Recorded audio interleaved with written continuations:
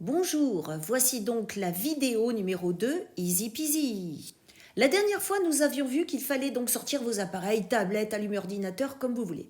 Ensuite, il faut que vous ayez Piso ou Pidroid, enfin de toute façon une IDE pour pouvoir avoir un logiciel dans lequel vous avez tapé votre code Python.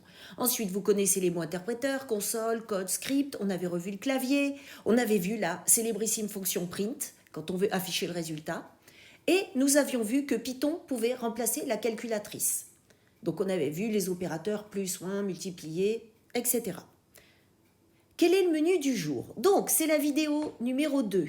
Aujourd'hui nous allons donc voir que Python peut remplacer la calculatrice scientifique et nous allons voir donc qu'est-ce que c'est qu'un module, une bibliothèque ou librairie si on traduit directement en anglais.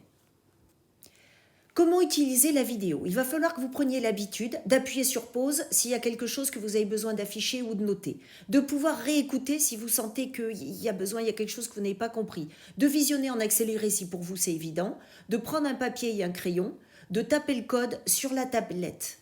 Donc apprenez à le faire en autonomie.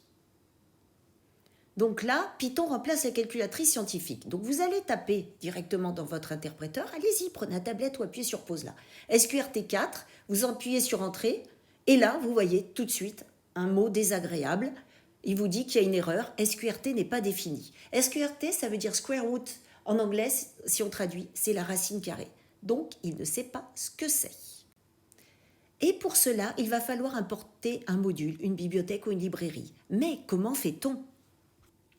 Donc, vous voyez ici une première proposition. Vous voyez qu'on tape from, il y a math, import. Regardez ensuite ce que je veux vous faire calculer. C'est la racine carrée de 2 et le sinus de 2.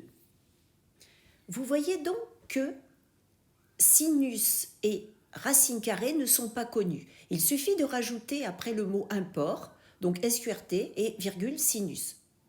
Vous voyez que j'ai juste marqué sinus de 2. Le 2 ici est en radian. Donc, vous savez que 2π, ça fait 360 degrés. Ensuite, qu'avons-nous à remarquer ici? Vous voyez qu'en marron avec le croisillon, là, ça s'appelle donc un commentaire.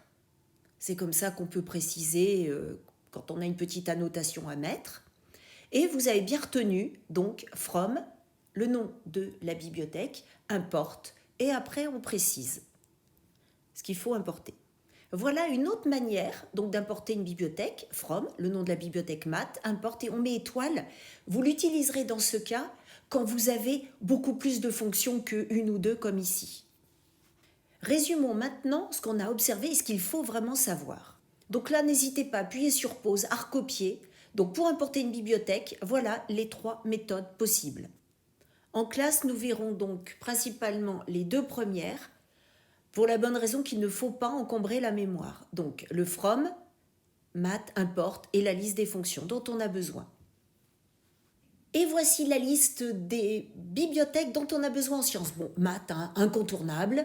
Matplotlib, incontournable en physique pour la bonne raison que, bon, avec tous nos graphes, il y a aussi NumPy et vous rencontrerez aussi CPy ou SciPy puisque ça vient de Science. Je rajouterai juste que vous avez en bas un lien internet avec l'endroit où vous trouverez toutes les informations, toute la doc sur Python. Et là au moins, vous êtes tranquille, il y a toujours toutes les réponses à toutes vos questions. Un lien donc à retenir. Et voilà, cette vidéo est finie, à bientôt!